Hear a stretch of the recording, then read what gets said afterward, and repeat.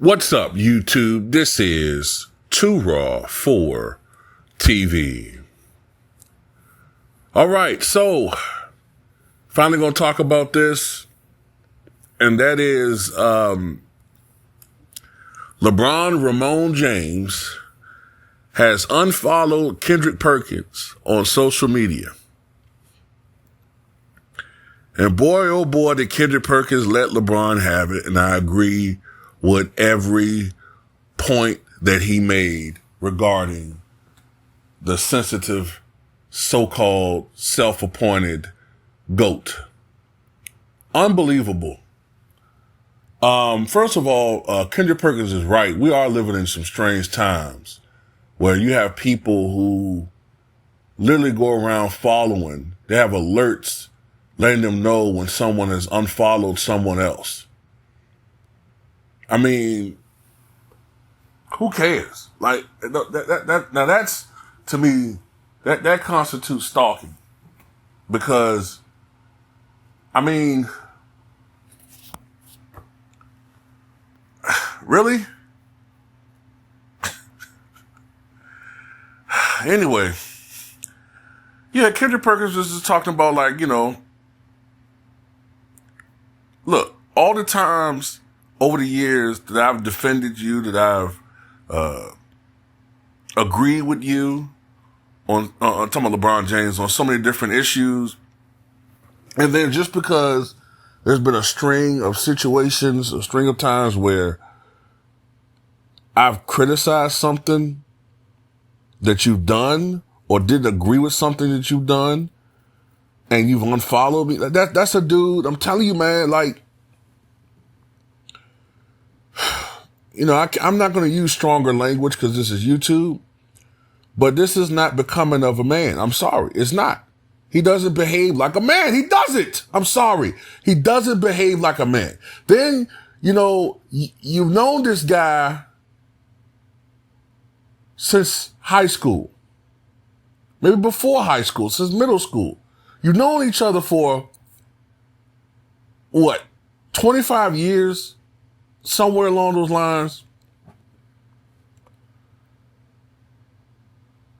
Same draft. But yet, you talk to him through Rich Paul. You communicate through him through Rich Paul.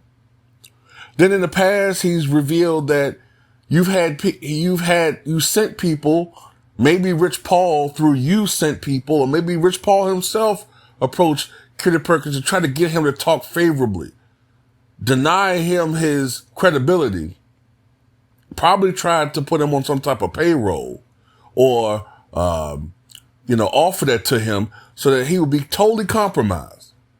You know what I'm saying? Like allegedly some others, someone with a rather, I'll say, prominent proboscis who is on Fox Sports, who I won't name, but has grown his hair out, sorta, like, I'll just say he's grown his hair out over the last couple of years, like Loki, with the goatee. That's all I need to say. But anyway, yeah, he's right, man. Like, this dude is ridiculous. But that's just how he moved. That's just how he is, man. Not very passive aggressive, doesn't approach someone man to man and tell him how he feels. He's either very passive aggressive or, he, smile in your face and then, talk about you behind his back and behind your back and send someone else to relay his messages so that there's no confrontation, especially with a guy like Perkins. Same thing he probably did with Darvin Ham. The whole situation with Darvin Ham was the last straw with me and that guy, man.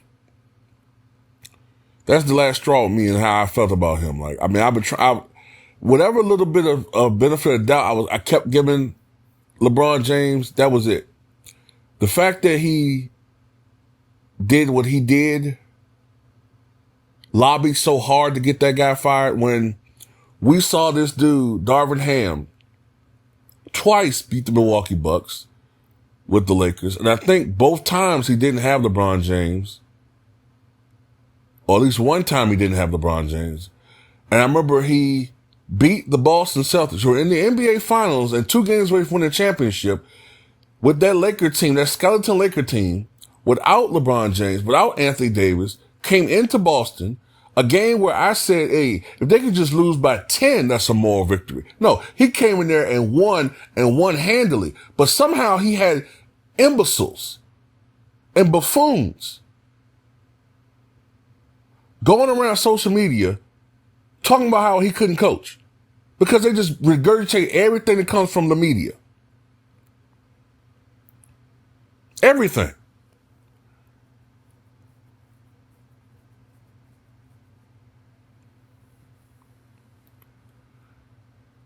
At the end of the day, getting back to the point at hand, Kendrick Perkins is 100% correct, man. And I told you guys before that once LeBron James' usefulness began to run out, that the media was going to turn on him. But no, you guys you didn't believe me. You didn't believe me. But I told you this was coming. I told you this was coming.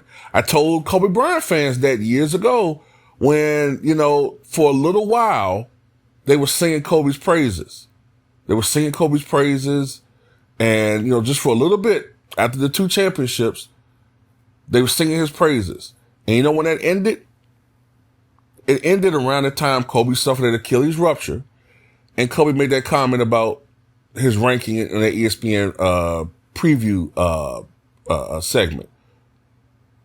Well, not necessarily a segment, but when they put their preview out of rankings of players for, I think it was before the 2014-15 season. When he called them a bunch of idiots, that's when they turned on him totally. And Kobe fans are like, what in the world? They're shocked. Like, what? Why are they doing this? I told you, this is a business, man. These guys are there just to promote a product. They're going to say whatever it is to promote their product. Now, they did it for an extraordinarily long time with LeBron James, but LeBron James, his usefulness has run out. He's almost 40 years old. He's not winning anymore. Okay? All he's doing is padding his numbers. Now, they're going to still respect him to a certain extent, but all that effusive praise and 24/7 coverage, those days are done. Those days are done, especially if Luka Doncic and Nikola Jokic can continue and those guys continue to be at the top of the NBA hierarchy. Oh, LeBron's an afterthought. You notice they don't do segments like they used to, talking about they do 24/7. But a part of that is also them listening to their fan base. That's a part of them listening to us. We're tired of it. And you can see the ratings begin to crater because of that. The ratings were cratering. So that's all I got to say in this particular video, man. Tell me what you guys think.